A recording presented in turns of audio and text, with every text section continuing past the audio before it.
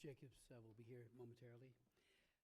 The Subcommittee on Africa will come to order. The purpose of this hearing is to examine the ongoing conflict in Sudan, its devastating humanitarian consequences, including widespread displacement, violence, and external involvement, and to review the conflict's root causes, developments, and the responses from the United States and the international community.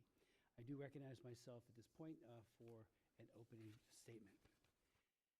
Over the decades, as especially our distinguished panel knows, the people of Sudan have been subjected to unbearable pain and suffering and loss of life, even slavery. Since the 1990s, I have been a vocal advocate for human rights, democracy, and stability in Sudan. And soon after Republicans took control of the House, I chaired a hearing in 1996 on slavery in Sudan and Mauritania. Today, there is a dire crisis again in Sudan, necessitating a global call to action. I went to Khartoum, for example, in August of 2005 to meet with President Omar al-Bashir and other government officials, a number of people from the faith community, to press for an end to the genocide in Darfur. The meeting was necessarily contentious. Bashir denied any wrongdoing or complicity in the killings, the Darfur genocide. In 2009, however, and I point this out, Bashir was charged by the International Criminal Court with committing war crimes and crimes against humanity. And in 2010, he was the first person ever charged for the crime of genocide by the ICC. After meetings with Bashir and other government officials, I visited 2 refugee camps, and many of you have done that. Many of my colleagues have done that. Those 2 camps I went to in Darfur were Kama Camp, and I stayed overnight at another called Mukjar in western Darfur, an experience that profoundly motivated me to do more to end the mass violence. When our helicopter landed at the remote Mukjar camp, thousands, and I mean thousands, a line was formed of these wonderful people, women and children dancing, clapping, singing beautiful African traditional songs. The people of Darfur have a remarkable generosity and spirit, and it was awe-inspiring. Just about everybody I spoke with, however, especially the women, told me personal stories of rape, senseless beatings, and massacres by the Janjaweed and Sudanese militias. I was deeply impressed with the dedication of the African Union peacekeepers operating under extremely difficult circumstances, and urged international partners, including the United States, to better equip them. I was shocked to learn they were getting a little over $1 a day. It was absurd. I went to Condoleezza Rice upon my return and said, please, we've got to augment that. We've got to increase it. These soldiers are putting their lives on the line. They should not be so grossly underpaid and not getting the kind of needs that they need in terms of munitions. In November of 2005, I chaired another hearing in a series on Sudan, and it was absolutely clear that the situation in Darfur was a genocide. At that time, over 400,000 killed and over 1 million displaced. We did stress, all of us at that hearing, the need for a comprehensive plan that can best contribute to peace and hold those who have murdered, raped, enslaved, and plagued the people of Sudan accountable. Meanwhile, Chairman Henry Hyde, Donald Payne, who is my ranking member from New Jersey, Frank Wolf, Tom Lantos, and a number of others, we pushed the Darfur Peace and Accountability Act that declared that the slaughter in Darfur was genocide, imposed sanctions on the malign actors, talked about helping the peacekeepers, and it was signed into law in October 2006. That law was built upon the Sudan Peace Act of 2001 and the Comprehensive Peace in Sudan Act of 2004. I also, and I wasn't the only one, called on the Arab League to leverage its influence over the Sudanese government by encouraging the government to end its military offensive in Darfur and accept the United Nations peacekeeping force, which was there under the auspices of the AU. They didn't do it. It was like crickets. We got almost no response at all other than thank you for raising it. So here we are again. In January 2017, again, on this committee, I objected to the Obama administration's decision to ease sanctions on Sudan. I know it had to have been a tough call. You know, we're always trying to look when the sanctions become counterproductive. You know, there was an argument to be made, but I thought it was the wrong one because Khartoum's government continued pervasive human rights violations. And we pointed out at the time the violent government actions against the Sudanese citizens in Darfur Nubia, the Nuba Mountains, and Blue Nile, alongside the persecution of Christians nationwide. I was also disappointed in 2024 by the decision to allow Sudanese warlord Abdel Fattah al-Burhan into the country for a meeting with the UN Secretary General. Burhan, as we all know, has massive amounts of blood on his hands and should never have been allowed into the U.S. Yet the Biden administration delayed and denied robust sanctions against both Burhan and Hamedi, delaying such actions until the administration's final hour. So we're glad when they did it, but I believe, many of us believe it should have been done sooner. There will never be peace in Sudan until there's accountability for the atrocities committed by the twin butchers of Darfur. Over 18,000 civilian deaths have been committed since 2023, with estimates as high as 150,000 and more than 10 million people displaced. These are not just numerical estimates, but it's the evidence of an appalling range of harrowing human rights violations and international crimes. Each murdered or displaced civilian is a person with dreams and hopes, a family, a person whose life has been taken or irrevocably changed by these atrocities. Both the Sudanese Armed Forces, SAF, and the Rapid Support Forces, RSF, are guilty of arbitrary killings, detentions, abductions, rapes, including the rape of children, repression of fundamental human rights, illicit gold mining, and child soldier recruitment. Illicit Sudanese gold, which the RSF smuggles through the UAE, is crucial to preventing the continued funding of Hamedi's atrocities and perpetuating this bloody conflict. The RSF's main international backer is widely reported to be the UAE, which has supplied weapons and financial support. Other external actors, such as Chad, have been accused credibly of enabling arms transfers and have been implicating and supporting the RSF. Domestically, the RSF has allied with some of non-RSF Janjaweed militias. It is clear that RSF is grappling with command and control, however, allowing its fighters to rape and to pillage, to target vulnerable women and children, and to attack civilian infrastructure. This is the opposite of capable government, and such behavior only confirms this to the Sudanese people. The SAF has received support from various domestic groups, including the Al-Abara Battalion, known as the Popular Resistance, which openly espouses a militant Islamist ideology, and former rebel groups, including the Sudan's Liberation Movement under Mini Minawe and Mustafa Tambauer. Externally, the SAF has received support from countries like Egypt, Iran, Qatar, and Turkey. Russia continues to pursue naval access to Port Sudan. I'd like to now welcome my distinguished colleague, Ms. Jacobs, for any opening comments that you might have. Well, thank you, Chairman Smith, and thank you to all of our witnesses joining us today to testify and bring attention to the ongoing catastrophe in Sudan. Last month marked 2 years since the outbreak of war in Sudan. It is now the largest humanitarian crisis in the world. Nearly 25 million people, half of Sudan's population, are facing acute hunger, and more than 500,000 people are facing famine. More than 13 million Sudanese have been displaced from their homes since the conflict began, including nearly 4 million people forced to flee across Sudan's borders as refugees. And I have seen this suffering firsthand when I traveled to Chad and met with Sudanese refugees last year. And let's be clear, this is a war of choice. The Rapid Support Forces and the Sudanese Armed Forces and allied militias have waged this war, committing war crimes and holding the Sudanese people captive for their own selfish interests.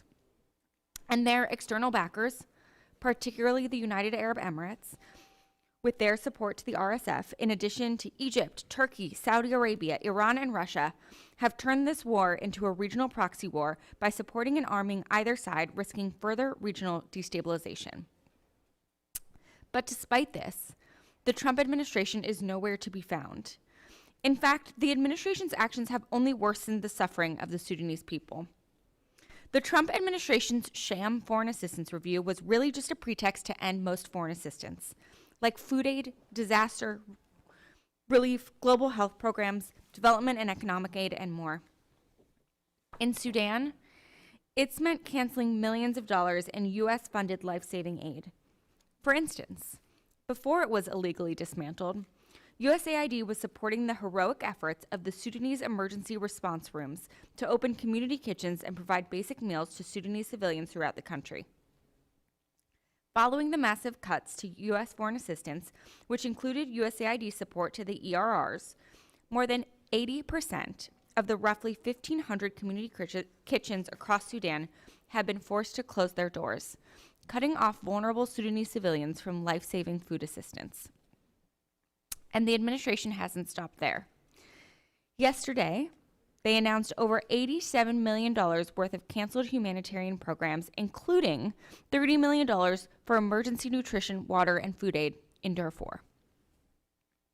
The SAF and the RSF continue to commit atrocities against the Sudanese people, and the people of Darfur are facing a second genocide in 20 years at the hands of the RSF. Yet, despite the clear need for the United States to play an active role in negotiations to end this brutal conflict, the Trump administration has failed to dedicate the resources necessary to do so. More than 4 months into President Trump's term, the administration has still failed to nominate an Assistant Secretary for the Bureau of African Affairs at the State Department, an NSC Senior Director for Africa, or a Special Envoy for Sudan, a position that the administration is required to fill by law. And just yesterday, during Secretary Rubio's testimony, he actually refused to say the word genocide and reaffirm his previous statements that the RSF is in fact committing a genocide. These actions, or lack thereof, show that Sudan is just not a priority for the Trump administration. And while the administration ignores the conflict and its human consequences, it chooses instead to provide weapons to the UAE, a country that is arming the RSF, fueling the war, and facilitating a genocide in Darfur. There is widespread and credible reporting that the UAE continues to funnel arms to the RSF, even though the UAE continues to deny this publicly. But instead of pressuring the UAE to stop arming the RSF forces currently carrying out a genocide, the Trump administration has chosen to blow through a congressional hold by ranking member Meeks and proceed with arms sales worth more than $1 billion. Just as I did under the Biden administration. I believe that the United States needs to use its significant leverage with the UAE to pressure them to finally end their support to the RSF. That is why I, along with Ranking Member Meeks, introduced joint resolutions of disapproval last week to block the administration's arms sales to the UAE. If the United States wanted to, we could take tangible actions and make sensible policy decisions that would help bring an end to the war in Sudan and a sustainable peace agreement that ends military rule, establishes a civilian government, and provides a clear roadmap to democratic elections. Instead, this administration seems to be ignoring the problem and selling weapons that are fueling genocide, war crimes, crimes against humanity, and ethnic cleansing. The Sudanese people have suffered enough. It is time for the United States and the international community to step up and focus on bringing an end to this war so that the Sudanese people can finally rebuild their country. Thank you, Chairman Smith. And with that, I yield back. Thank you very much.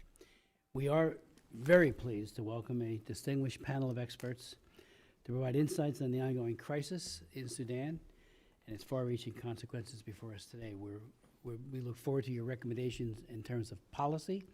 I do believe the Secretary of State said both before the Senate and before our committee in answer to questions that he would welcome a special envoy.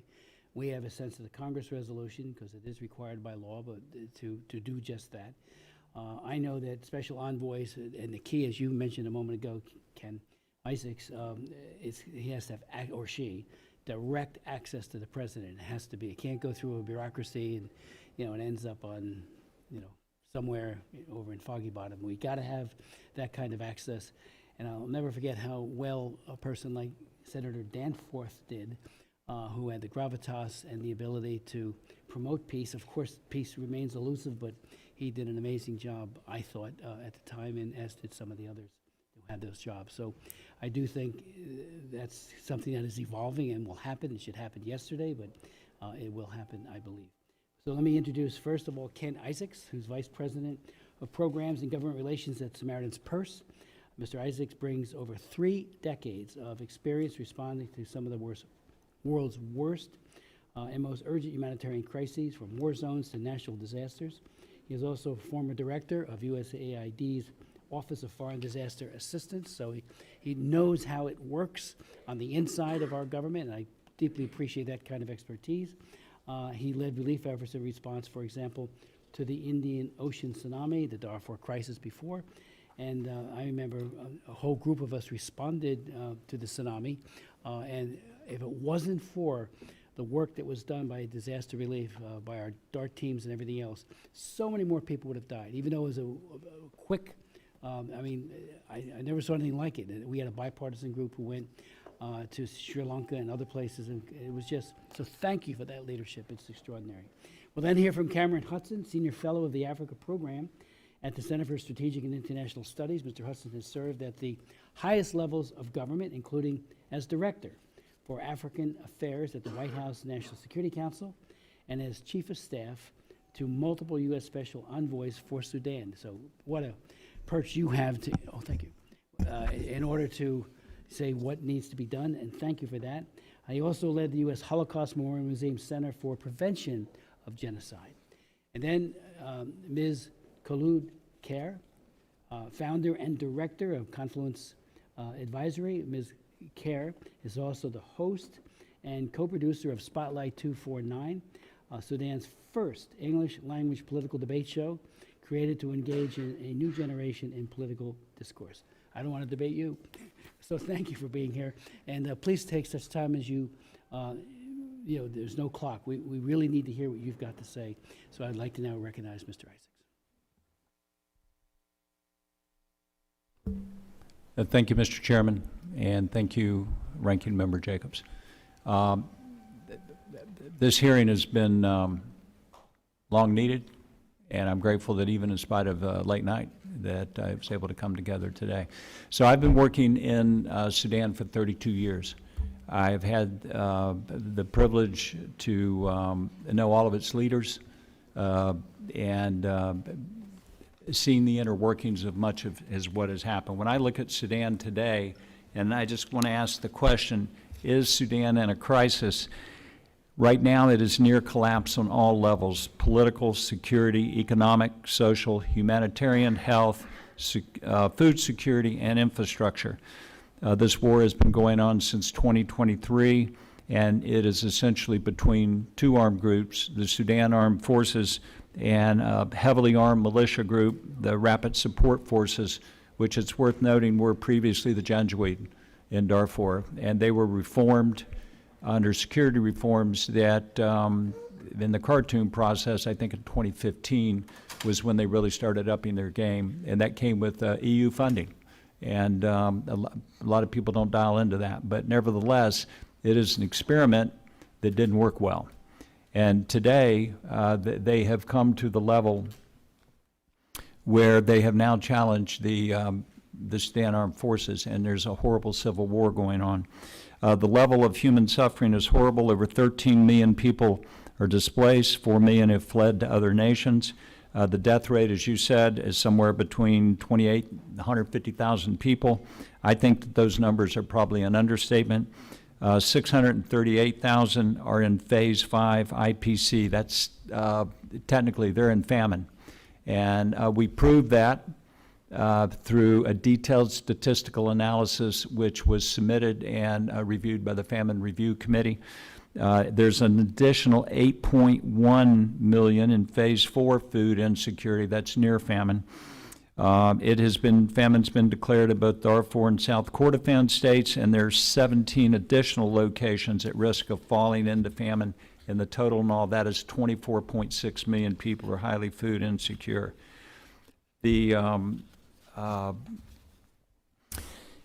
I have seen the effects of famine on individuals, communities, and nations, and the one point that I would point out about Sudan, it is totally a man-made failure. It is a man-made famine. And last year, what we started seeing in March, well, actually it was in, last year, hundreds of thousands of people were pouring into Kordofan State. And they were coming into a state that had a 41% decrease in crop production. But why were they coming there? They were coming there to get away from the fighting that was going on in the RSF attacked areas. I know this because we had staff there, we interviewed them, It was a very exhaustive process. It took about 4 months, and those people's lives were in immediate risk. I have some photographs here. I don't know if it's attached to the paper, but this is what the famine looks like. These are photographs that the staff of Samaritan's Purse took, and this is rampant. These are just 2 pages of photographs. I have hundreds of them. The Janjaweed was formed around in the early 2000s by President Bashir as a way to control insurgency in Darfur. What they are known for is chaos, brutality, and savagery, killing. They're a very brutal force. And that DNA has been carried over to some extent in the rapid support forces today. Their mandate has always remained the same, although their geographical assignments have been reassigned from time to time. The current civil war has seen the RSF position itself against the very state that created it. I would concur with you on the command and control of the RSF. I think that it is so shaky that even if they entered into a peace agreement, it's not likely that they could enforce it, even with the best intentions. And as you know, tribesmen have come all the way across the Sahel and joined the fighting. And I don't see any structure for pay other than whatever you can get is yours. So it's a very, very chaotic situation. What we have noticed also over the years, over the last 2 years, is that when you look at maps of displaced people and refugees, they flow out of the RSF areas and they're going to SPLM North area, and then they'll go into SAF areas when those areas are won back. In September of last year, I had an idea. We identified this one area in western Kordofan. It's in the written testimony, but the malnutrition rate in the household was upwards of 50%.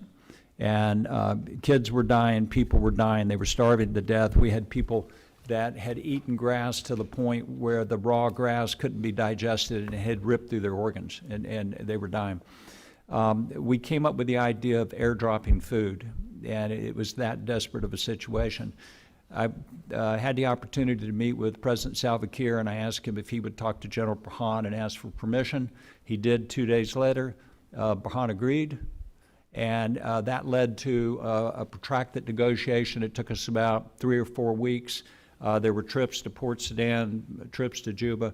In the end, we had a written agreement for 30 days to fly planes from Juba with food and airdrop that food in what's called Kholood and Kadugli. It was challenging, but the program went well. At the end of 30 days, the parties came together and we extended it 60 more days, and in the end, we airdropped 2,502 tons of food. I will have to say that the humanitarian access was fully given by the Sudan People's Liberation Movement North and by the Sudan Armed Forces. Everybody abided by the agreement. The reason that I'm making this point is that agreements can be made. They are open to humanitarian access, and they at the same time have legitimate security concerns.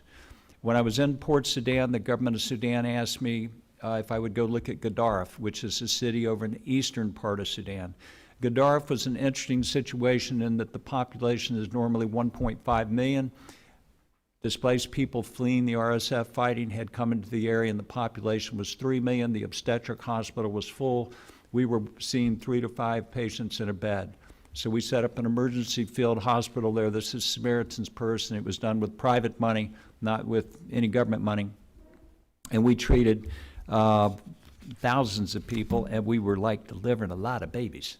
And most of them by cesarean section. I think we delivered about 506, and we had 9,149 patients and 562 babies. That work went very well, and I will have to say that the government of Sudan was very supportive. And you know, it was difficult getting visas and travel permit, and we're landing in Addis, and it's electronic. And a lot of the frustrations that they had, honestly, were limited bandwidth. And I didn't realize that until I drove through Port Sudan one day by the Office of Immigration. And there were over 2,000 people I estimated, crammed into a little parking lot waiting to get into the building. And I realized, oh, they have stepped away from whatever their administrative infrastructure was in Khartoum when they fled that city. So the security and the humanitarian situation in Sudan is truly a crisis. And yes, an enormous amount of humanitarian assistance is needed, but the key issue is we cannot dig ourselves out of this hole or change this situation with humanitarian assistance. The war must stop. And that's going to require persistent, intentional political involvement. And that is really what's needed, is to do that. You mentioned a special envoy. Second that notion. I think it needs to be an envoy that has direct access to the President of the United States, carrying gravitas. And why should America be involved in Sudan? An interesting question, right? What's our interest there? I think that if our foreign policy is built around governance, of democracy, human rights, and humanitarian assistance, we have a weak foreign policy. We need to have foreign policy that's more forward-looking, and it needs to be transactional to the extent that we have some business relations, we have other relations besides wagging our finger and telling people what to do. When I met with General Pahan, he was very clear. He was expressly clear. He wanted American businesses to come to Sudan. He wanted American businesses to help on the Red Sea. He wanted American businesses in his petroleum and his mineral extraction industries. And he didn't pull any bones about it. He just said it directly. When I look at the Red Sea and I think of real estate, location, location, location, the Red Sea is not so wide. On the other side are people that we're attacking right now, Houthis, because they're destabilizing that whole region. I think the argument could easily be made that anywhere on the Red Sea is of strategic value. The Russians are setting up some kind of military base. The Iranians have been there. This is north of Port Sudan. I don't know what those details are. But if the United States isn't involved, then it's a vacuum.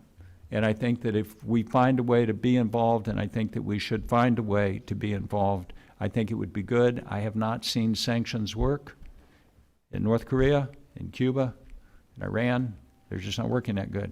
And I think that we need to find a new way to bring peace to Sudan, and that is not going to happen if we don't have serious diplomatic intervention. That's the end of my words.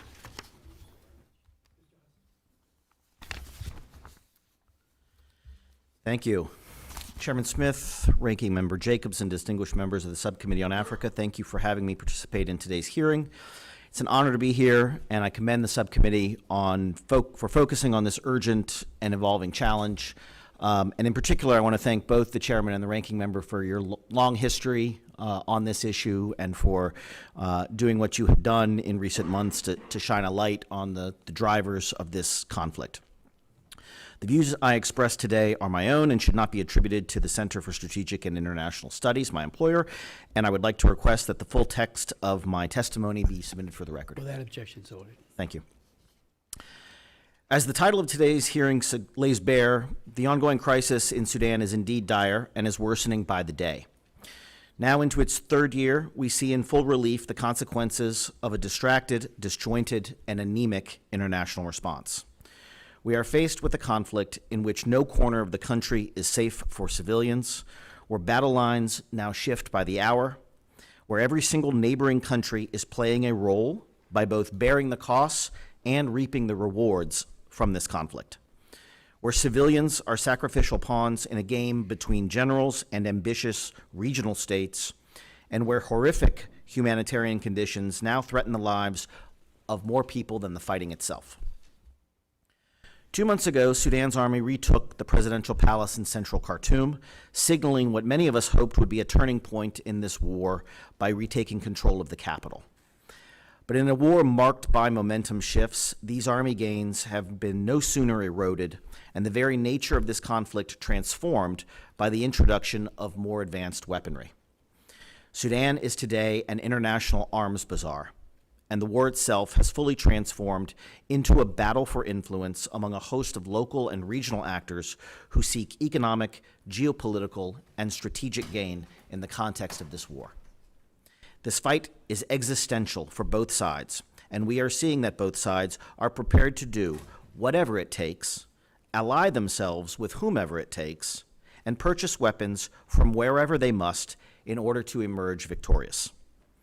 To illustrate this point, in a matter of days this month, Sudan Army drones purchased from Turkey bombed an RSF airbase in Niala, the capital of South Darfur state, reportedly killing as many as 8 Emirati military officers, along with mercenaries, local press reports, from Colombia, Kenya, Ethiopia, and South Sudan. This is in addition to mercenaries that have been documented as fighting on the side of the RSF from Chad, Libya, Niger, Burkina Faso, and Mali. The following day, the RSF countered this attack some 1,200 miles away in Port Sudan, using their own long-distance and kamikaze drones. Drones from China transferred via the UAE through a field hospital covering as a military base in eastern Chad. This was a sophisticated aerial operation requiring planning, coordination, and targeting between forces based hundreds of miles apart on specific targets inside a crowded city. These are skills that we know the RSF does not alone possess, and demonstrates that this war is no longer a conventional ground campaign with predictable battle lines. As troubling as the conflict and its humanitarian consequences are inside the country, its suspension and ultimate resolution are unlikely to come from the belligerents themselves. The parties remain unwilling to engage each other directly, and for a host of reasons, there is currently no civilian leaders that have emerged with sufficient influence to govern a new transition. Instead, we must directly engage the regional parties who are supporting the two sides to advance their own political, economic, and strategic ambitions. There is no single country better placed to do this than the United States, and it isn't too late to add Sudan to our agenda. However, rather than appointing a Sudan envoy whose efforts are focused inside the country, as some have suggested, we should also acknowledge where the power to end the fighting lies, and realize that the Trump administration has already a fully staffed Middle East envoy team in place that is well positioned to take on this issue. As a first priority, the Trump administration must engage its allies in the United Arab Emirates about de-escalating and suspending their support to the RSF. It strains credulity for the UAE to continue to deny any role in this conflict. But make no mistake, the UAE are not alone in fueling this fight, and while suspending their support is necessary, it is not a sufficient condition for ending the war. That's why the Trump team should initiate an honest conversation among all of our allies across the region about the risks and rewards they face in Sudan. Such a discussion would reveal that the United States, the UAE, and other regional actors active in Sudan, like Egypt, Saudi Arabia, and Turkey, harbor many of the same concerns and share similar interests in Sudan: avoiding the country becoming a failed state, preventing Sudan from once again becoming a nexus for international terrorism, arresting a further degradation of Red Sea security, and avoiding a return of Islamist leaders to a position of authority in the country. I believe these are all shared concerns among regional allies. The people of Sudan deserve to see their democratic aspirations supported and the promise of their popular revolution fulfilled. But that conversation is unlikely to succeed until the guns go silent and those fueling this war are made to understand that an absolute military victory is simply not possible.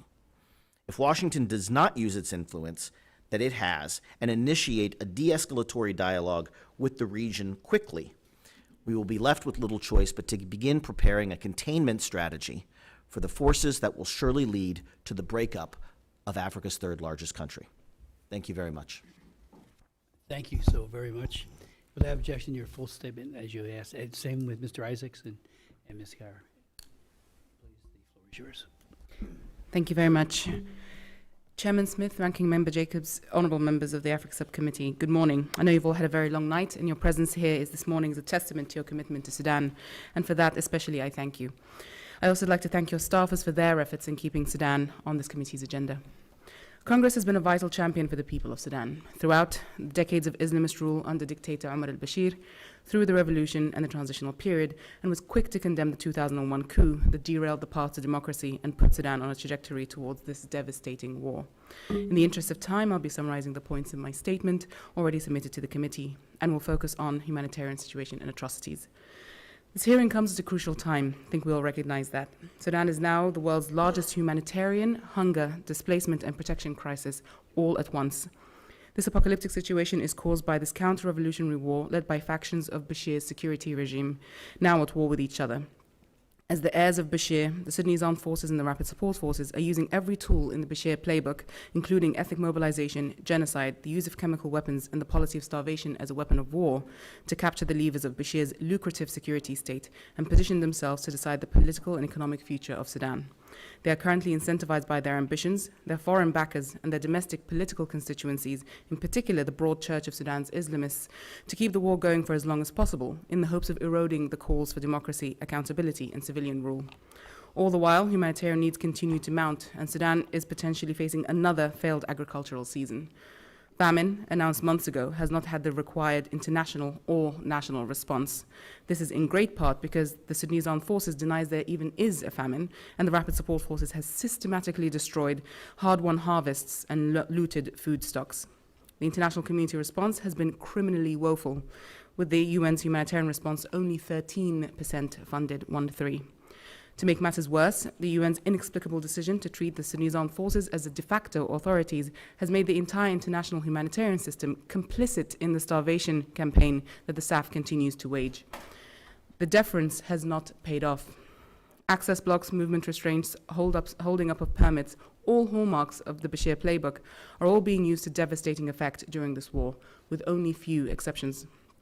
The only bright spot has been the volunteer-led humanitarian response rooms, and the emergency response rooms, and other mutual aid groups who not only are providing the lion's share of the humanitarian response in terms of providing food, medicine, safe spaces, and evacuations, but they're doing so with far fewer resources and under immense repression from both warring parties. The US has been the largest humanitarian donor in Sudan, and the generosity of the American people has quite literally kept people and hope alive. With little clarity around what US foreign assistance will look like after September in particular, with the shuttering of USAID, there will be a greater crisis and potential cliff edge in terms of funding. The life-saving work of these responders could see clinics and community kitchens, a lifeline for so many, close if no new or alternative funding is secured. This war has also seen many atrocities committed by both sides, characterize much of the violence that we're seeing. The RSF, an entity created by Bashir's regime to violently clear people of land and to commit genocide, has been doing exactly that. In West Darfur alone, the RSF have committed acts of genocide not once, but twice against the Masalit ethnic group. The RSF have also run campaigns of terror, rape, and sexual slavery in central Sudan. And recent testimony from the ground points to the systematic targeting of men and boys based on ethnic identity. Meanwhile, the Sudanese armed forces has been enacting systematic campaigns of indiscriminate bombings, often targeting civilians, with reports to the use of barrel bombs, of summary executions, and the United States government has concluded the use of chemical weapons. Neither party has ever faced justice for doing all of this before, and that decades-long impunity continues to directly drive atrocities today. All of this has been facilitated by the steady gold for weapons pipeline that has gone into hyperdrive since April 2023, with ever more sophisticated weapons appearing in Sudan. Ground reporting from Darfur, especially Niala, capital of South Darfur, point to flights likely delivering materiel to the RSF, often going through Uganda, Kenya, and Chad. Recent research and flight tracker information shows that northern Somalia and Somaliland have also become transit points. All flights appear to come from the United Arab Emirates. Both frequency and volume of these has increased. The UAE's patronage of the RSF has drawn in Turkey, Qatar, Saudi Arabia, and Egypt in support of the SAF, with deepening rifts between these middle powers manifesting in their support to conflict parties in the Greater Horn of Africa, with huge destabilizing potential.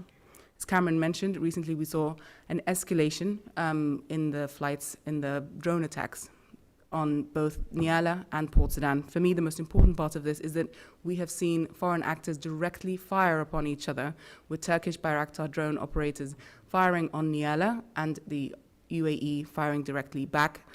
on these Turkish Bayraktar drone operators and injuring some of them. This shows a severe and very marked escalation in Sudan, following from last year's escalation between reportedly Egyptian military actors and the UAE as well. So we're seeing an escalation here with no signs of abating. Middle powers, in particular the UAE, need to be pressured to do business differently in Sudan, as well as the broader region. Ending this war requires political agreements in place across all three levels of conflict: the local, the national, and the regional and international. This must take place within a framework that guides Sudan towards civilian governance, a system that could finally discourage competition for power through the gun. It is clear that this war represents something of an end of an arc of history. Bashir's regime is consuming itself whilst trying to survive this war of succession. In the meantime, many more RSFs are being created. What comes next depends entirely on how this war is resolved, with a view towards justice, reform, and civilian rule, or more impunity and power sharing. Sudan's history shows that there is no military victory likely, and that given the right conditions, all wars, even ones on this scale, end in a political agreement. So what can be done? I'd like to highlight two recommendations. The first is for Congress to continue to put pressure on the UAE as it continues to supply weapons to the RSF using their genocidal campaigns. Other US allies in the region, such as Turkey and Egypt, responsible for weapons sales to the Sudanese armed forces, should also be pressured to stop flooding Sudan with weapons that are used in targeting civilians and that myriad militias can use to wage their violent campaigns. The US must show diplomatic leadership instead of ceding ground to its predatory allies in the Gulf. This will require, amongst other things, a high-level White House envoy to take the lead on Sudan, to speak directly on behalf of the president with Gulf leaders. That's the only kind of level of envoy that they will respect, deconflicting their interests and working with others to institute a holistic and inclusive political process that can pave the way for viable ceasefire talks. Secondly, and especially in light of the humanitarian and protection issues we've been discussing today, predictable and sustained funding for life-saving work to mutual aid groups is imperative. Programming for youth groups in Sudan's war-affected regions is also key, lest the war be the only industry. Support to non-partisan media is also critical, particularly in efforts to counter hate speech. And finally, I'd like to ask this council to continue championing the wishes of the civilians in Sudan, who wish to see a Sudan free from the scourge of war and with a political system that stops the continuous destructive cycle of war, death, disease, and conquest. Thank you for the opportunity to brief you today, and I look forward to your questions. Thank you very much for your testimony and for your leadership. A few questions. I'll yield to my colleague, then might have some additional questions as well. Mr. Cameron Hudson, I should say, Cameron Hudson. Your point that we're now into the third year and we see the full relief consequences of a distracted, disjointed, and anemic international response. We are faced with a conflict where no corner of the country is safe for civilians, where battle lines now shift by the hour, where every single neighboring country is playing a role. What can be done to put a tourniquet on? I mean, it's been 3 years. I mean, my distinguished colleague, John James, who was our chairman of the committee in the last Congress, got a very important resolution passed, H-Res 1328. It was totally bipartisan. It condemned the RSF and the SAF atrocities, called for an end to the war, which is obvious. It urged the U.S. to take immediate steps at the UN Security Council to document the atrocities, support community-based organizations, and support tribunals to hold the RSF accountable. I'm not sure how much of that was done by this Biden, or now Trump is there, but he's only been there a few short months. We're hoping this hearing and the fact that our Secretary of State, who is tasked with so many jobs and is building out his own bureaucracy as we meet here, he has a lot of people he needs to get in place, but time is of the essence. So, there's been 3 years, as you pointed out, where maybe more could have been done. So I like when you said there's a desperate need of reinvigoration of a policy, and I think this is the perfect time for all of us to do that. I know that when the Secretary of State testified before the Senate and before the House, he was very clear that they are talking to UAE. Matter of fact, my senior senator from New Jersey, Senator Booker, pointed out that UAE is a vital ally to the U.S. and then he asked questions about what we're doing. And Senator Rubio said, we have expressed to UAE and other countries that they are turning Sudan, into a proxy war and destabilizing the region and threatens to spill over and make it worse. Thank you. We obviously have to do more, and your very specific recommendations on what more we need to be doing will be very helpful. I think you've done some of it, maybe a lot of it in your testimonies, which we'll study very carefully, all of us. But I think this has to be the pivot point. If not, as you pointed out, by the hour, more people will die, more people will be maimed and abused, and at some point it becomes even harder to put it all back together again because of the trauma and the PTSD and all the rest that follows such atrocities. So, Mr. Hudson, if you wanted to start, and then I'll go to our two distinguished colleagues. Thank you, Mr. Chairman.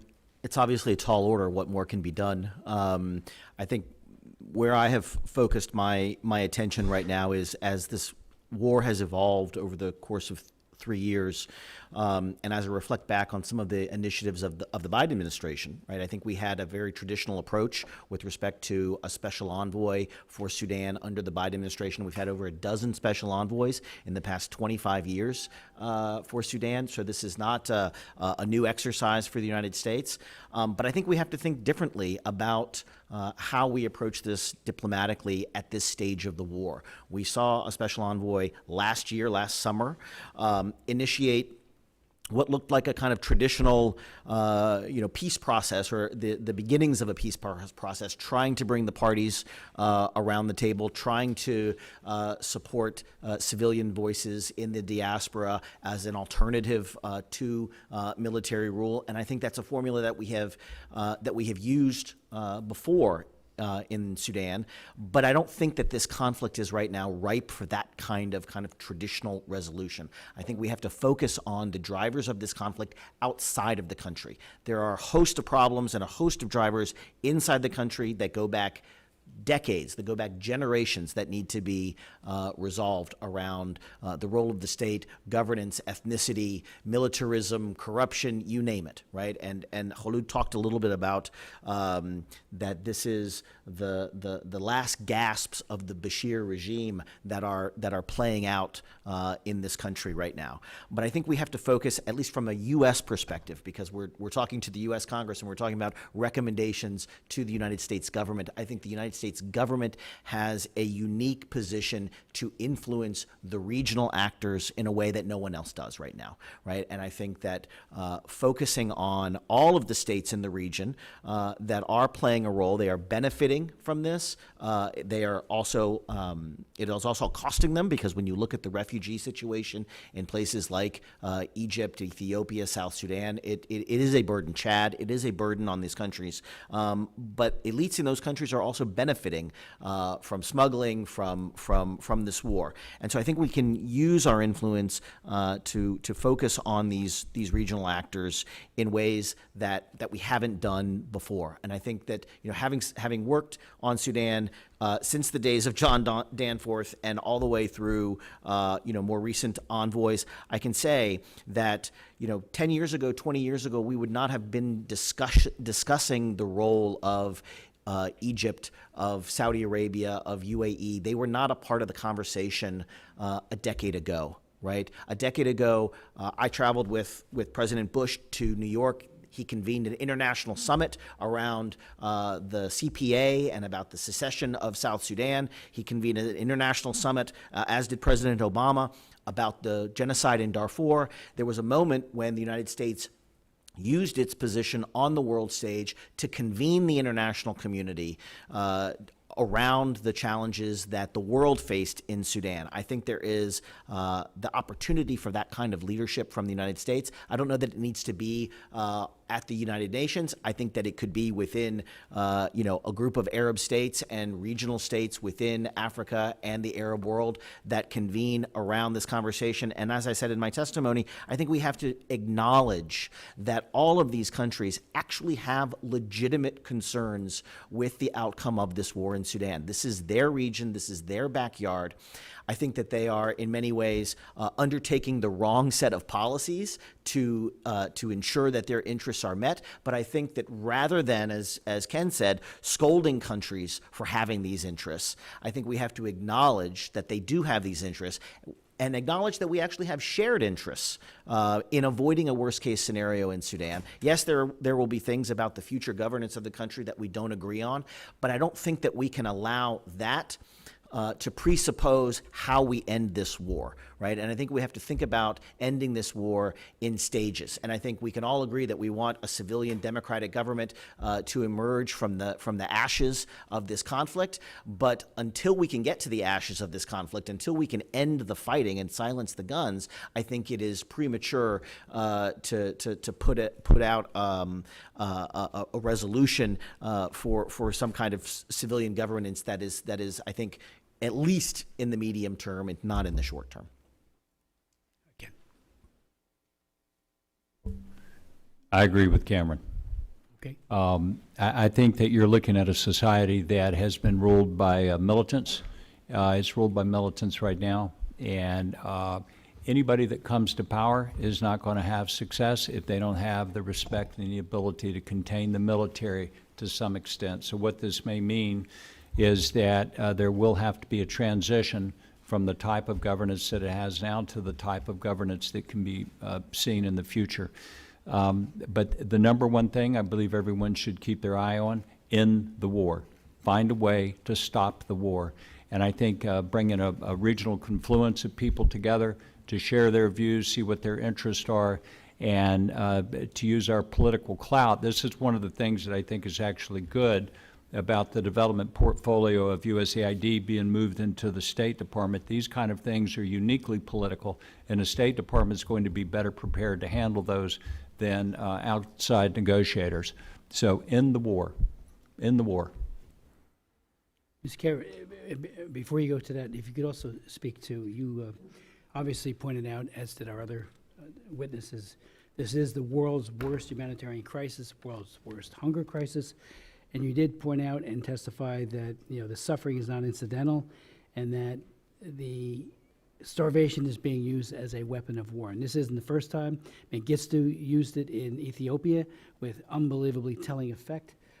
Even Aliyev with Nagorno-Karabakh used it in his genocide against the Armenians just recently.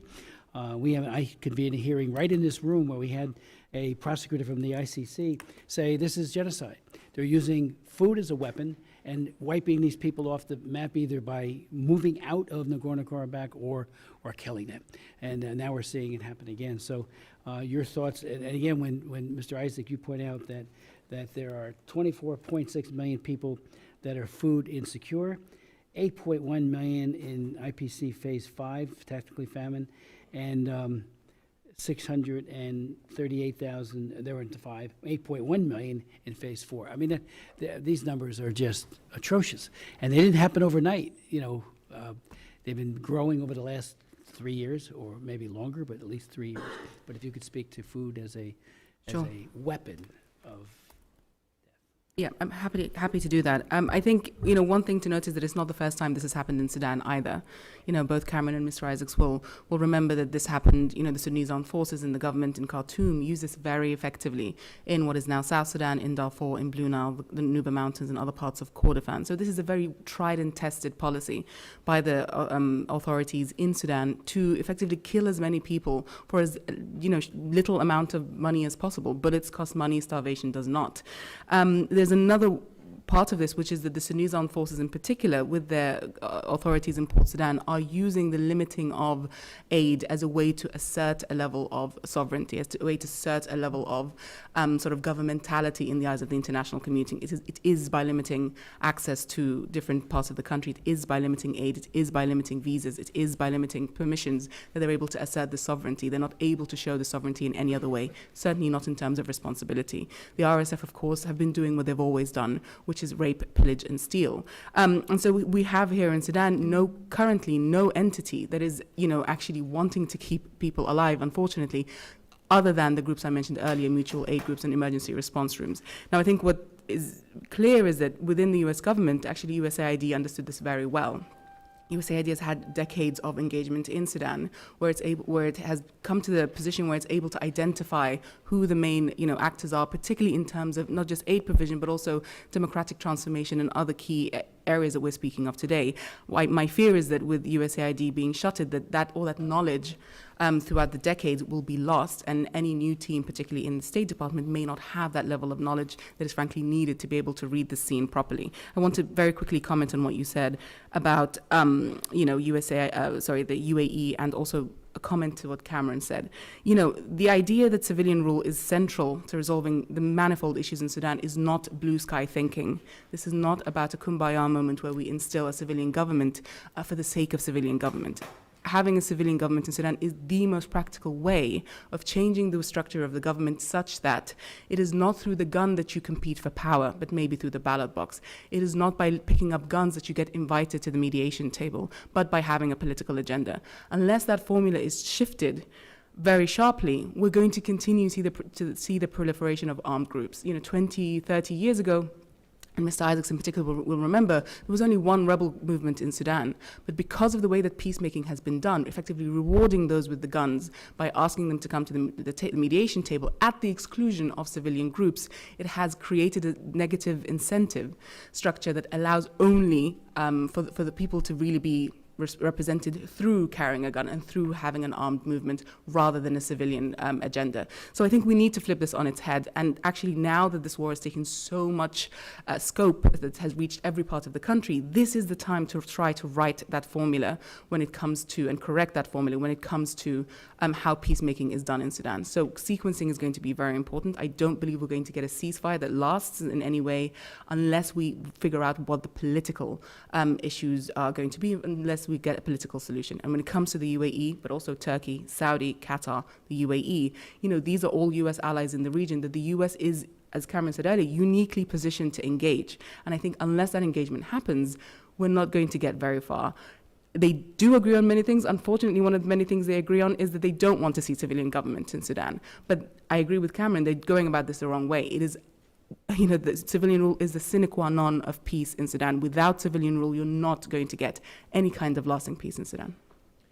Just for the record, was the Biden administration as engaged in this as it should have been? I think the short answer is no, but at least what we did see was some level of engagement with on the subject. Unfortunately, we haven't seen that under this administration, but I am confident that we will be able to see at least some movement, and this hearing is a really good indication of that.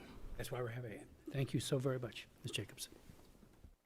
Thank you all so much. First of all, many of you know we had a very late night or early morning or whatever you want to call it of voting here in the House, and a couple of my colleagues were unable to make it here but wanted to make sure their statements and questions were entered in the record. So Mr. Chairman, I ask unanimous consent to enter into the record the statements of Representative Jayapal and Representative Olszewski.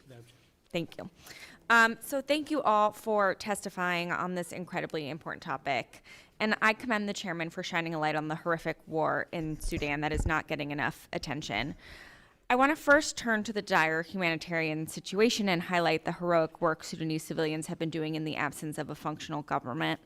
Ms. Khair, you highlighted in your testimony the important work of the emergency response rooms. You just talked a little bit about them now, along with other mutual aid groups who have been providing emergency assistance and other essential services at a fraction of the cost of international NGOs. Following Trump's draconian cuts to our foreign assistance, 80% of the 1,460 emergency food kitchens have been forced to close. Ms. Khair, can you please explain to the committee why these kitchens were forced to close and the practical impacts of these closures? Thank you very much for the question. I think it's difficult to, overstate just how devastating the cuts were to these kitchens. In part, it's because there hasn't been, unfortunately, enough of a shift internationally to understanding the value of these mutual aid groups. There's still very much just sort of orthodoxy when it comes to delivering humanitarian aid through large INGOs or the United Nations, which, for reasons I mentioned earlier, particularly when they choose to make or to choose to consider one of the main belligerent groups, the de facto authorities, they are effectively self-limiting and unable to deliver in the ways that they are. The emergency response rooms and other groups that arose out of the pro-democracy movement are uniquely placed because they are in communities to make these deliveries. But they have asked for three things. They've asked for recognition as humanitarian actors. They've asked for protection because they are being targeted by both warring parties, and they've asked for partnership when it comes to delivering aid. Now, under the previous administration, there was a recognition of the unique role that they played, and there was a lot of engagement with trying to make sure that they're funded. But since the aid have come in, sort of since February, we have seen an immediate closure of many kitchens in Khartoum particularly, but in other parts of the country, because the way that these groups work is that they need little and often rather than huge sums of money, as for example the UN might. And so when that sort of train of funding stops, of course it has an immediate effect. The difficulty now is that though some of that has been switched back on, and we have seen some aid, be able to be delivered through these kitchens. The issue now is what happens after September. The issue now is, when it comes to these supply lines that are very urgently needed, especially in relation to healthcare and medicine, how do you maintain that when you don't know what's going to happen in the next few months? We're also seeing the supporting structure around these emergency response rooms, particularly in the INGO world and the UN, also being impacted. So it's an industry-wide sort of sea change that is happening, and that ecosystem is going to be massively impacted, and it is people on the ground who are going to feel that first and foremost. I'd also like to make very briefly another comment, which is that a lot of young people in Sudan, young people make up the majority of Sudan, so a lot of the majority of Sudan are invested in these groups, in these structures, as a way to basically sew back the fabric of this war, the social fabric of this war that is being ripped apart by this war. If you take away that work, if you take away these structures, not only are you going to be impacting the ability for people to stay alive, but these groups, these young people may also find alternative ways to engage in this war, and those may be, in fact, quite severe, they might be quite violent, they may be drawn towards other ways in which to engage in this war. So I think it's really imperative that these structures are maintained. Thank you. I agree with you, and we'll keep fighting to get that funding. Mr. Hudson, as you laid out in your testimony, there's overwhelming evidence that the UAE is supplying the RSF with weapons that they are using to carry out genocide in the Darfur region. Would you agree that there is evidence to suggest the UAE has provided weapons to the RSF without the consent of the original supplier?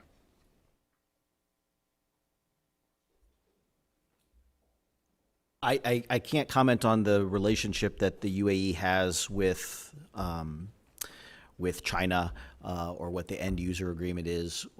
What I can say is that there is a UN arms embargo that exists that is nearly 20 years old on weapons transfers into Darfur, and I think it's safe to say that the UAE is in violation of that UN arms embargo. The only other country whose weapons have reportedly been found in the possession of the RSF are weapons from the United States. These are reports from the ground. They have not been verified because we don't have access to those weapons, but there are local reports and anecdotal reports of U.S. weapons having been found. I would encourage this Congress to do what it can to investigate the provenance of those weapons, to work with Sudanese authorities or other authorities on the ground to get the serial numbers so that we can trace how those weapons came to be in Darfur and in the possession of the RSF. Thank you. Very concerning that there might be U.S. weapons involved in this. Given the role that the UAE is actively playing in supplying weapons to an armed group carrying out a genocide in violation of a UN arms embargo on Darfur, with the potential that U.S. weapons are themselves implicated, do you think it is appropriate for the U.S. to be selling weapons to the UAE while they continue to support the RSF? Again, I can't speak to our overall policy towards the UAE. What I would say is frankly acknowledge what Secretary Rubio said yesterday and the day before, which is we have a very full and complicated relationship with the UAE. We have a very full agenda with the UAE, and I think we have seen from the Biden administration over the past few years a rather pugnacious approach to the UAE. It did not move the needle with the UAE. I don't know that a threatening approach to the UAE, frankly, is even reasonable from this administration. I think Secretary Rubio may be very clear, and we saw from the president's trip to the UAE just 10 days ago that there is a robust bilateral agenda. Will this administration decide to hold that bilateral agenda hostage to the UAE's support to Sudan or to the RSF? I doubt it. And so that's why in my testimony, I suggest, I think, a more realist approach. It might not be the preferred approach or the more optimistic approach, but it is, I think, a realist approach to acknowledge that all of these countries in the region, whatever role they are playing, they have an interest in what happens in Sudan. They have an interest in the outcome, and to lay bare the facts of that, and to not pretend that these countries are not playing a role, and to not pretend that their interests in Sudan matter less than our interests. I think we need to acknowledge, very openly and freely what these interests are, and look for a way forward that is not necessarily punitive, that is not necessarily congratulatory, but that is honest and realistic.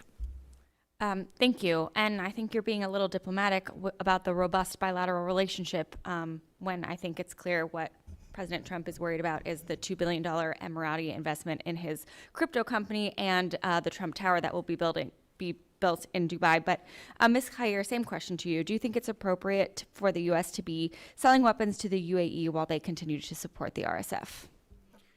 I think Sudanese people should not be held hostage to any U.S. allies in the region, and that includes the United Arab Emirates. I think Cameron's right. I think that we are very aware, we have been very aware under the Biden administration, but certainly now, that this is bigger than Sudan for the United States. It is about Israel, it's about the Red Sea, it is about other corridors, and Sudan in many ways is a very small part of that calculation. What I would urge is that the United States as a government system, including Congress, but also the administration, really look at the price of its current engagement with its allies in the region. And this is not just the United Arab Emirates, although that is the most acute case, but it's also the case with Egypt and Turkey as a NATO ally who are invested in this war. War is big business. Egypt is making a lot of money from Sudan, both through the gold and through the gum arabic that is smuggled there. The United Arab Emirates, of course, is making a lot of money from the gold, but also keeping options around Red Sea influence open. There are a lot of countries in this involved in Sudan. I think of it much more as a globalized war rather than a civil war. And unless the United States, as the key ally to all of these countries, really sort of grapples with, and I agree with Cameron, honestly, has an honest conversation with these countries about what their interests are, not just in Sudan, but we're seeing this play out in Somalia, in South Sudan, in Ethiopia. Unless there's an honest conversation about what this looks like, I don't think we're going to get very far in terms of actually making life easier and better for people in Sudan and elsewhere. Thank you. I think one of the important first steps is for the U.S. to actually use the leverage that we have. And as the biggest weapons seller to the UAE, I think that is very considerable leverage. So, Chairman Smith and any of my colleagues who are watching, I'd encourage you all to join my bill, the Stand Up for Sudan Act, that would block arms to UAE until they stop arming RSF, as well as the joint resolutions of disapproval that Ranking Member Meeks and I just introduced that would block over $1 billion in arms sales to the UAE. And I have them here. Chairman Smith, if you'd like to take a look. Thank you. I yield back. Thank you very much. And, Mr. Isaacs, you spoke about the emergency field hospital that, at the request of the Sudan Ministry of Health, you put set up for 87 days, staffed by 93 people. You had over 9,000 patients, delivered 562 babies, and you pointed out that that's a neglected and vulnerable demographic, pregnant women and newborn children. Have there been other requests made? I mean, I think that's amazing that they would, and not surprising though, because they know that you go in, Samaritan's person goes in and just gets the job done and helps people who are most at risk, sick, disabled, or in this case, the obstetric hospital you said had 3 to 5 women in each bed. I mean, that is overcrowding on, like, few of us can imagine. Yes. No, good. So that particular hospital, the community population returned to normal as people started returning to safe areas. But I was with the president of our organization, Franklin Graham. We met with General Burhan. It was very interesting. General Burhan asked us, would we go to Khartoum and build a hospital? He's talking about a brick and mortar real hospital. And Franklin said, well, we would if you would let it be a Christian hospital. And Burhan said, yes, that would be fine. And so internally, that is something that we're planning on doing. We're waiting for the security circumstance to allow it. But they have indicated to us that they will give us humanitarian access where we need to go, where we want to go. And we look forward to doing more in the Sudan area. Let me ask you, you said in March you met personally with a delegation in Sudan hosted by General Burhan. He made it expressly clear that he desired American involvement in his country. And I'm wondering, for American business diplomats, it's one thing they eat, sleep, and breathe conflict and trying to mitigate conflict and problems. But businesses want to go in and sell their product or whatever. Was he talking about those kinds of opportunities too? And does he and others not realize that so long as there's this terrible conflict, it's almost impossible to have any kind of foreign investment? My perception and interpretation of what he was saying at that time was expressing a deeply rooted desire to see the American country get involved in his country, whether that involved business, whether that involved politics, whether that involved military, not from the perspective of fighting, but military from the perspective of utilizing the port up north. And but my sense was that he sees great advantage in American involvement, and he would like to see that kind of influence. In fact, we talked about when Chevron Oil left the country. I think it was in probably around 1994, 1992. And there was some reflection on what would Sudan have been like today had that not happened. So I think he's very open.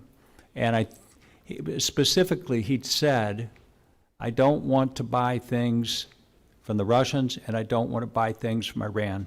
I'd like to do business with America, but America won't do business with me. Thank you. How would you assess that is an opportunity? Say it again? That is an opportunity. I think it's a clear opportunity, and I have to tell you, having worked in Sudan for so long, I entered in South Sudan. Many times I have been in caves, under rocks, and running from bombs coming from Sudan Armed Forces. And I told General Burhan this. I have not been a fan of Sudan Armed Forces. I have been a responder to the carnage that has come about as an act of the war.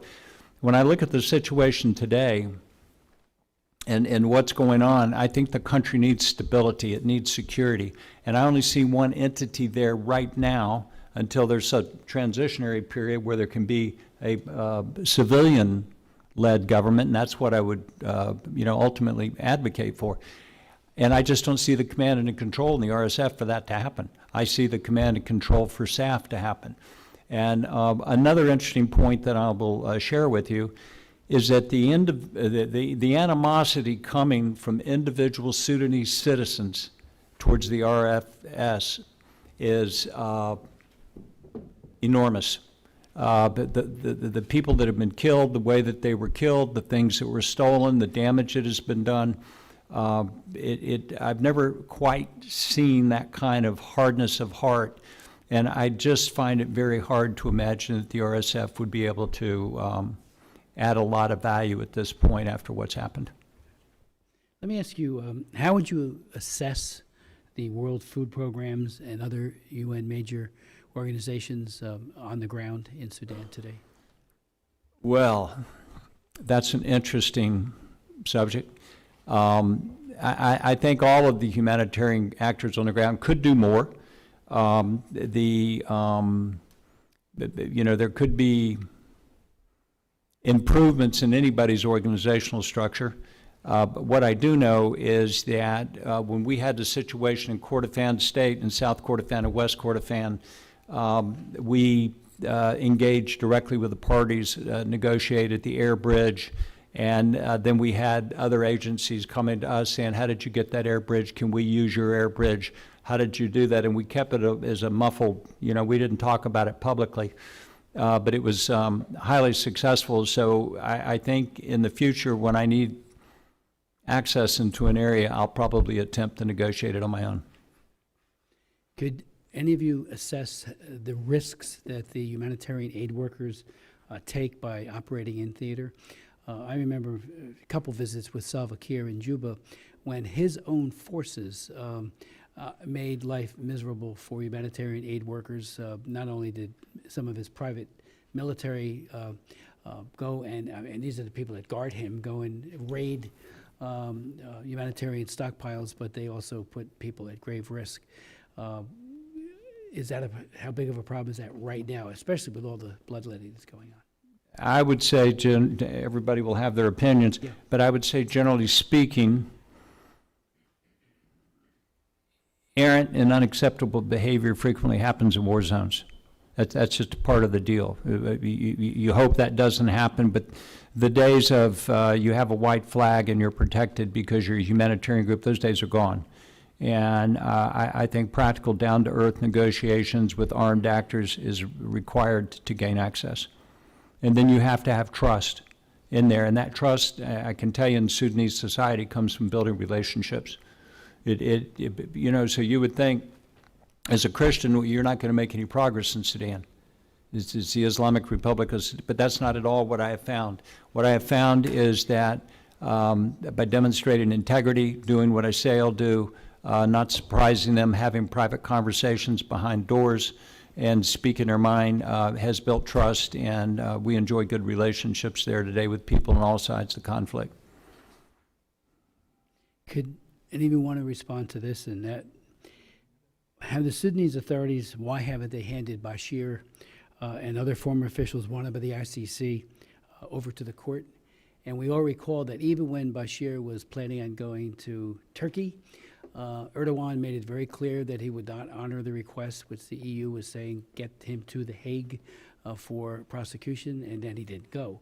China does the exact same thing, in terms of inability to in any way enforce the indictment and by bringing him to The Hague. But why has no one else? I mean, why? Do we know? I asked this very question of General Burhan in December, and I can tell you what he told me, which was I didn't accept the answer, but his response was that they wanted to try General Bashir in Sudan, that they wanted local justice. I made the point to him, and this was in the context of a conversation about the return of Islamists in the country, his reliance to some degree on Islamist militias to aid the SAF against the RSF, and the concerning trend that I saw at the time and continue to see today, that Islamists associated with the former regime would like to see their own return to power eventually, and see as a way back to power a kind of piggybacking on the army and becoming a useful instrument of the army. And so my demonstration, my request to him was to say, if you truly want to distance yourself from the former regime, if you truly want to demonstrate to the international community, as you have said privately and publicly, that you don't want to see the former regime return to power, and that you want to put distance between the army and those elements, that the best way to do that, to demonstrate to the world, would be to turn President Bashir over to the ICC, and that would send a very clear signal. And his response was, well, we would prefer to try him at home. And I think that I think reading between the lines, my interpretation of that was that General Burhan is in a very, very difficult position, trying to consolidate his own power in the country, the power of the army in the country, and to a degree, he is responsive to and in need of support from those former regime elements. They are a distinct group, minority group, but a distinct and powerful group in the country. And if he alienates them right now, then he risks fracturing, seeing the fracturing of his own army. And so he is in a very difficult position, I think, with respect to Islamists, and that's why he has chosen not to kind of poke the bear and turn President Bashir over to the ICC. Yes, please, of course. Thank you. I think the obvious answer is precedent. Burhan does not want to set a precedent that a head of state, which is he says that's what he is, would be sent to the ICC, lest that same thing happen to him in due course. The other thing is that there was an opportunity for the Burhan under the transitional period of 2019 to 2021 to try President Bashir. There was a sort of kangaroo court. I think they sort of had him indicted on financial charges rather than genocide and all other serious charges, which is basically the same as getting Al Capone on tax evasion. And what we're seeing here is there's no serious commitment to justice and accountability in Sudan in all levels, including from Burhan. The reliance on jihadi groups, the reliance on Islamist groups means that the decisions are not always resting solely with Burhan. And so I would push back a bit against what Mr. Isaacs is saying, which is that Burhan will tell any interlocutor he faces what they want to hear to the great deal of extent. It's good to see that he is giving access to Samaritan's Purse. It's good to see that he's making these rhetorical commitments to supporting the work of Samaritan's Purse. And he says that he wants to get American businesses into the country, etc. I am sure that he's probably saying the same thing to the Russians. I'm sure he's probably saying the same thing to the Iranians. This is how he keeps himself alive. President Bashir at the time did exactly the same thing. This is the same playbook playing out. I wouldn't put that much stock in it. But also, the binary is not helpful, this binary between SAF and the RSF. We have to remember where these came from. Burhan and Hemeti 20 years ago were fighting, hand in fisted glove against the people of Darfur. They were committing genocide together. This is not a case of two entirely distinct groups. There is a difference here without much distinction. And I think it would be very remiss of us to not to bear that in mind. The RSF is today's enemy for the Sudanese armed forces. In the meantime, they're creating many RSFs through, for example, the Bara bin Malik Brigade, the Jihadist Brigade, through, for example, the Sudan Shield group, which is becoming stronger. They've recently announced that they've grown in number. They have access to sophisticated weaponry. We're seeing the same thing that happened with the RSF play out there, in essence, an ethnic militia as well. So there is an incentive here for the Sudanese armed forces to keep this playbook going because it allows them to justify military rule, which is in the end their main objective. They want to stay in power. If there is peace in Sudan, why would you need a military government? So, of course, you keep a war going, you can justify your presence in government. WFP, very quickly, because I do want to make sure I speak about this, WFP has been very slow to evolve to what the conditions on the ground. I'm very glad that Samaritan's Purse has been able to negotiate this access. I would love to see that sort of engagement being made available to other international actors. It would be great to see Samaritan's Purse, for example, work with WFP, which is one of the few organizations, despite their many failures, to be able to build up the scale that is required to respond to the humanitarian situation. So I think here we need to see less competition between different humanitarian deliverers and actually a lot more cooperation. Thank you. Thank you. Just throw out a few other questions and then any other questions that Ms. Jacobs might have. When you talk, Mr. Hudson, about the issue of doing a local court, ICC does not have a stellar track record of getting its man, even though Bashir was in the crosshairs, and probably will never go to The Hague. But we know from hybrid courts in Rwanda, especially the court for Sierra Leone and Yugoslavia. I mean, Charles Taylor never thought that he'd get 50 years and we've had David Crane testify several times, and Alan White as well, who were so instrumental in that, and for others who committed these horrific crimes. Is that something that we should be talking about, a tribunal for, I mean, if you leave it to the local, just let their own justice system handle it, good luck with that. I wouldn't want to be a juror on that, frankly, because it would be very dangerous to your health. So that's one question. Then, if any of you would like to speak as to the relationship to Iran and China, what is China doing Russia probably is more preoccupied with Ukraine, sadly, but Russia, I'm sure, does have some interest, like getting access to the port more. But China, we know, is ubiquitous in exploitation throughout Africa. They're everywhere, and they're exploiting Africa everywhere. So how are they moving in on this? And finally, on gold, we had a hearing, and as a matter of fact, a former staffer for our subcommittee, I hired him, Thierry Dangala, has done amazing work on proving the relationship and fighting against the precious metal of gold and how it funds the procurement of weapons and all the other things that kill people. And so it's an area where we need to step up. We also focused on, at that hearing, how all of the cobalt for EVs is coming out of DR Congo through child labor and slave labor, 200,000 adults, upwards of 40,000, some say 25 to 40,000 children, all goes to Xinjiang in China. And then it ends up in EVs, and 25% of all the vehicles in the EU now that are EVs are coming from China on the backs of these little children. So, I mean, it's so lucrative for China to be here, but when you throw in the gold part, maybe you could speak to that. And I do have one other one, and that's on the refugee flows. Chad has nearly 1 million refugees. I mean, it's a refugee, it's just horrible what has happened. It's so many people are either IDPs or refugees, and that does not help the countries that are trying to help these people.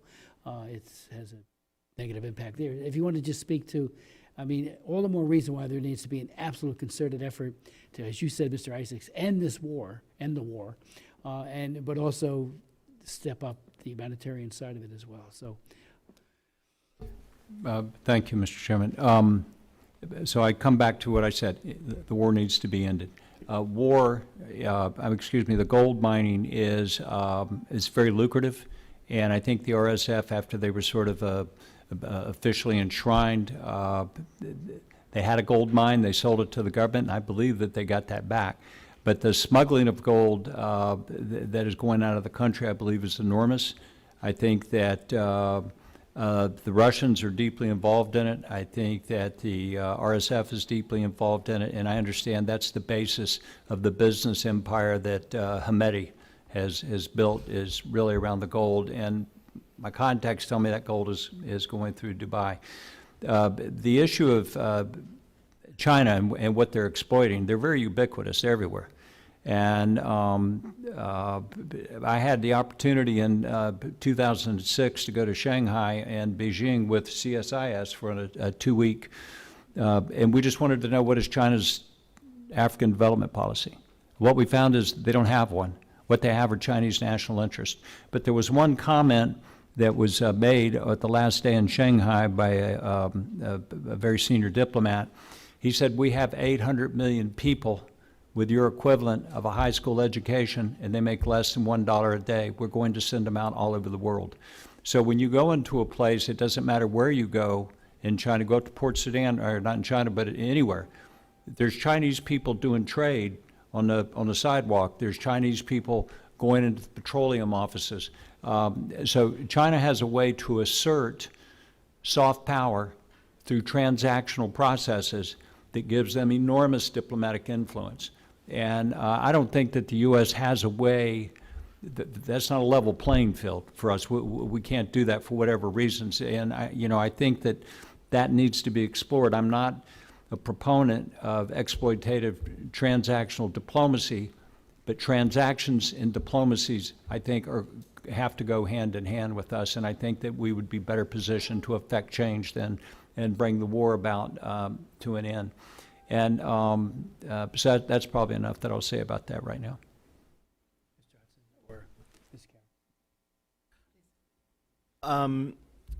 So there were a lot of questions there, so let me just sort of hopscotch over a few of them.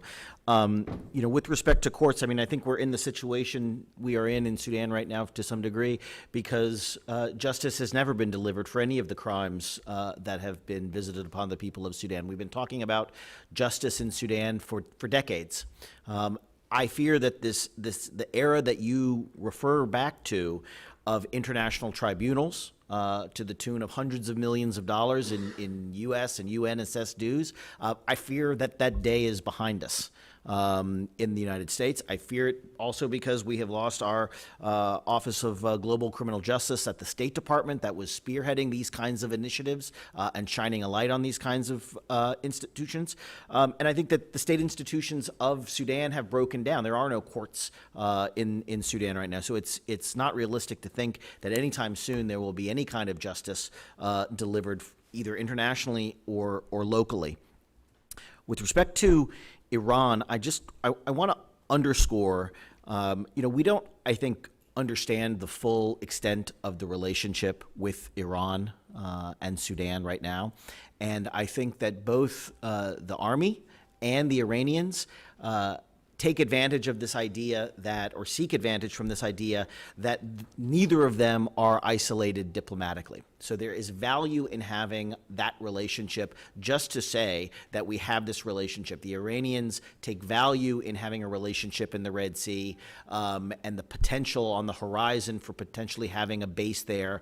I don't believe, I've heard in, candid moments from senior leadership in Sudan that they don't get anything for free from the Iranians, and they don't get a friends and family discount on weapons from the Iranians, that the Iranians, play up their role in Sudan to be greater than it is for their own domestic political purposes and international geostrategic interests. So I think to some degree, both sides are overstating the degree that Iran is a factor. I'm not saying it is not a factor, but I don't know that it is playing a determinative role in this conflict. It's certainly a factor. I think China, we have seen much more of a factor in terms of the weapons that are being used on both sides of the conflict are largely Chinese weapons. The Chinese have a diplomatic presence in Port Sudan. There are only a handful of countries that have a permanent diplomatic presence in Port Sudan. China is one.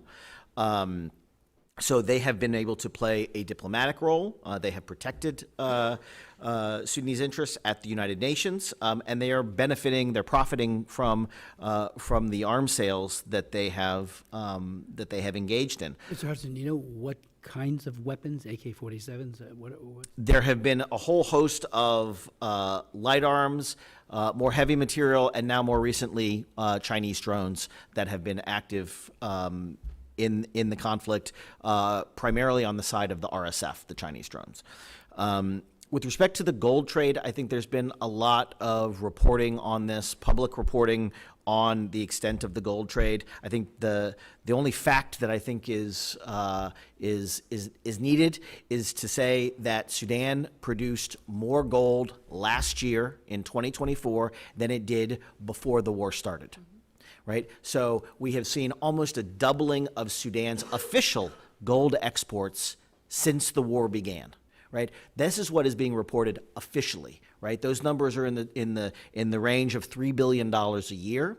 We know that the RSF controls its own gold mines in South Darfur, in North Darfur. We know that in the eastern part of the country, the army is controlling gold mines there. They are doing business in those gold mines with Russia and with the UAE. The UAE is profiting on both sides of this conflict because all gold in the country is funneling, as Ken said, back to Dubai, which is, again, I think why I'm also skeptical of simply turning off the spigot from the UAE. The RSF is gaining and earning enough money that if it did not have privileged access to Emirati largesse, it could go onto the black market. With $2 billion, it can go and buy any weapons that it needs to sustain this war. So we have to think, I think, really holistically about not just the kind of the drivers and the political support that the RSF is getting from outside, but we also have to think about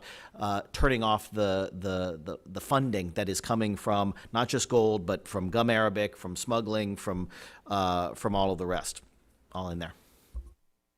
Thank you. I think a lot has been covered, so let me briefly just underscore a few points. In terms of local courts, there's currently no sort of government functionality at any level in Sudan. That's become very clear. And so expecting there to be any kind of fully fledged justice mechanism, especially because that's always been deferred, particularly at a moment like this without infrastructure, is, I think, it's impossible, really.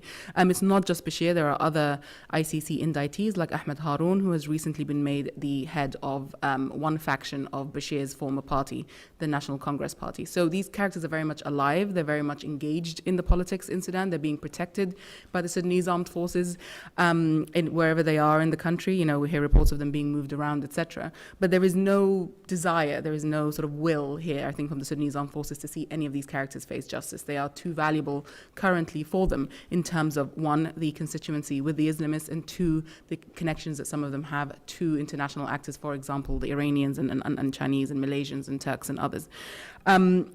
Just very briefly on the gold. You know, a lot of the gold, it's exactly as you described, Chairman Smith, in what is happening in DRC. You have most of the gold in Sudan is mined artisanally, that is on the ground, mostly by very vulnerable people. And it is mined and then taken to the United Arab Emirates, chiefly where the world's gold markets are. And sold for, you know, large amounts of money. And so there are sort of many injustices that are happening here, not just because this gold is used then to buy weapons to bomb these very people, these very vulnerable people that are mining it in the first place, but because the working conditions for these people are horrendous. And the fact that the gold has gone up only indicates that the working conditions have become worse for these people. And the longer the war continues, the more the war economy will be entrenched, and the more the conditions for these people will become more desperate. So it's absolutely something that requires attention. There have been calls, for example, to set up a sort of a fund, very much like what the Europeans have for Ukraine, where a lot of the gold, the money that is being made out of gold, it enters into a trust fund that is then used to potentially rehabilitate and reconstruct Sudan later on. A lot more thinking needs to be done about how to do that. If some of these flows of money can be arrested and put into this fund for later use, that would be very, very useful. In terms of the refugee flows, I want to make sure we discuss this. The displacement has been, the world's largest displacement crisis is in Sudan, not just internally, where there are 11 million internally displaced, but also, of course, externally in Egypt, in Chad, in South Sudan, effectively countries around Sudan that are themselves quite vulnerable and facing a lot of economic shocks.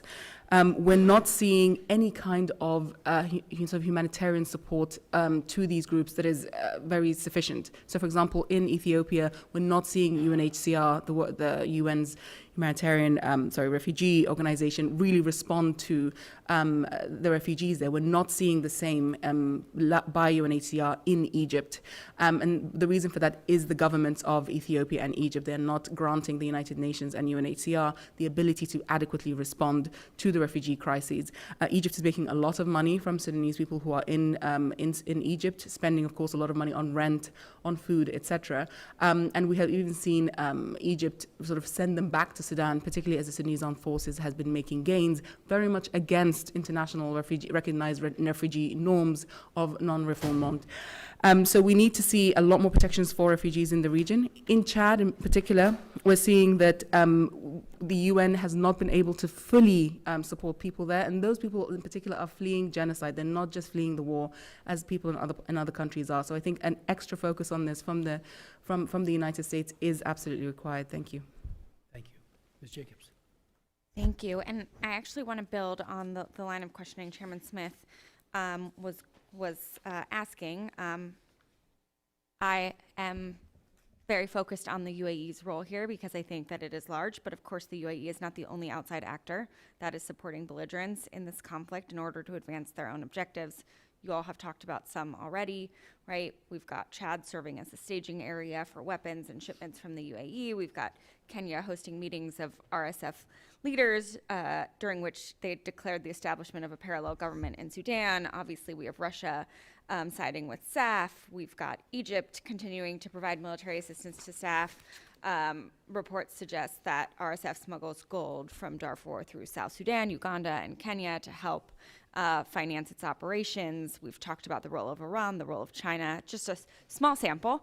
Ms. Khair, can you describe how the influence of outside actors has prolonged the conflict in Sudan and exacerbated its consequences for the Sudanese people? Thank you for the question. I think it's impossible to believe that this war would have gotten to the stage that it has, the level of destruction and devastation, if not for the role of outside actors. Sudan has been extremely vulnerable to the predations of not just its neighbors, but also Gulf countries, because it has never been able to set up a political system internally that is able to protect Sudan against this vulnerability. And so we're going to see, unfortunately, these countries pick at the carcass that is Sudan at the moment. And even as things get worse, they're not motivated by the humanitarian situation. They're not motivated by the risks to atrocities, genocide, etc. And so there's actually no sort of potential end. There's no turning point, potentially, at which these countries pull back from the support that they're giving. They're giving very high-tech weapons. What started off with as very sort of reasonably low-tech war has suddenly become with the use of drone warfare from many of these countries, Turkey, China, Iran, and of course the transit countries that facilitate this. This is becoming very quickly a very technologically advanced war, which means that we're going to see the sort of the impact on civilians go through the roof. For example, previously a lot of civilians were fleeing war at the front lines of the battlefield. Today, RSF drones hitting key infrastructure, civilian infrastructure, for example, water stations, power plants, ports, etc., means that actually just any sort of normalcy and a sort of human normalcy and normal life that is able to exist is going to be impacted, which means A, no place is geographically safe, and B, that actually there's going to be very difficult to eke out any kind of normalcy or any kind of normal existence for a lot of people. So the scale of this war would not be what it is without, I think, the engagement of these countries. But what we have to understand is that war is, we all know this very well, war is big business.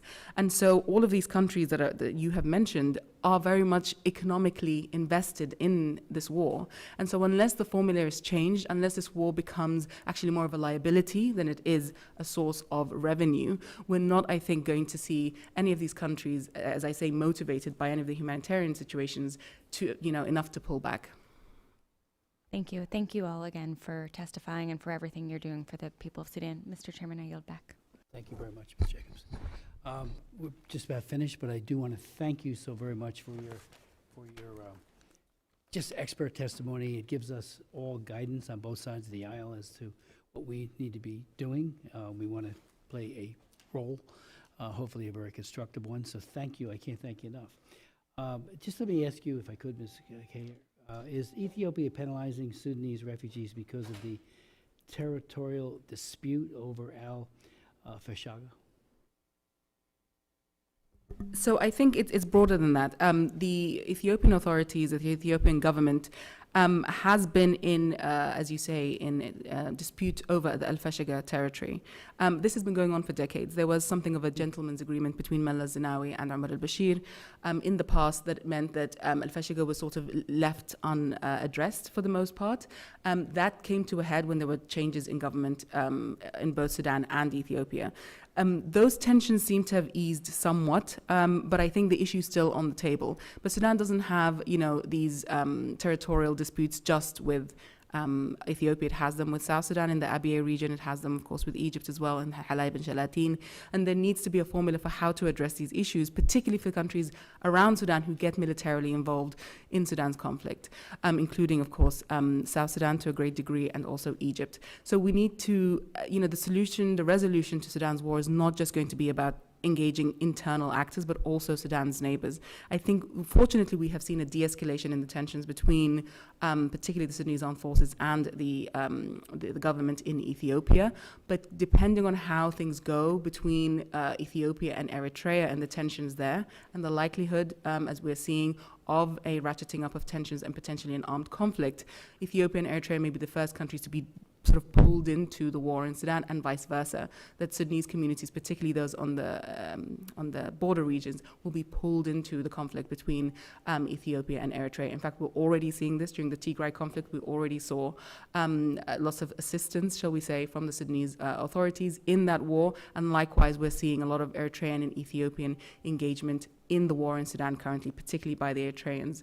Recently, we saw the Eritrean Navy dock in Port Sudan. So what we're seeing here is the overspill that many of us, including Cameron and I, have been warning about since the beginning of the war is already happening. It's already unfolding. And unless these issues around contested territory, but also regional interests of neighboring countries are dealt with, I don't think we're going to be able to sort of have a comprehensive resolution to this war. Just so a little better understanding about why the refugees in Egypt, why Egypt would not want the UNHCR, is it because they're welcoming them? I mean, Karen Bass, who used to be my ranking member when she was chair, I was her ranking member. We made a trip and we met with President Museveni, and we went to a refugee camp that it was extraordinary how the local Ugandan people were welcoming the South Sudanese people with such concern and love, and he had it too. It was just amazing, and both of us were like, our eyes were wide open about this is a good neighborly policy. Is that what Egypt is doing, or is it something else? That's not my understanding, no. Egypt and Sudan have a very contentious relationship, mostly because Egypt sees Sudan... The people too? I mean, as, not just... Yeah, so Egypt sees Sudan as an extension of its southern border. It believes that it should be very much involved in deciding what the government in Sudan looks like. This is why they continue to support the Sudanese armed forces. They have done, let's say, for almost 70 years. There are issues with racism that Sudanese people face in Egypt, particularly previously the South Sudanese, when they were in Cairo, particularly in large numbers during the North-South conflict of 20 years ago. Darfuris as well, who have been displaced to Egypt, have faced severe racism, but so have Sudanese of all types. There's also a rhetoric within Egypt, similar to what we saw with the Syrians, that the economic issues that Egypt is facing is in large part due to their hosting of refugee communities, including the Sudanese communities. That said, a lot of Sudanese people, particularly from the center and north of the country, have a lot of familial ties with Egypt. There's, of course, the shared language, and in many ways, the shared history and culture that has meant there are a lot of people who believe that Egypt is still the place to go. Now, but without the kind of refugee protections that as you saw firsthand in Uganda, which I think are sort of an aberration, they are an exception. Without those protections, people in Sudan, Sudanese people in Egypt will be very vulnerable. Recently, the Egyptians came up with some legislation that has made it actually more difficult for people in Sudan to be able to register with the UNHCR and therefore get the requisite support there. Thank you so very much. Anything else? You deeply appreciate it, and we will follow up. Thank you. And if we have some additional questions, we will get them to you, particularly for some of the members who are not here but wanted to be. And without any further ado, the hearing is adjourned.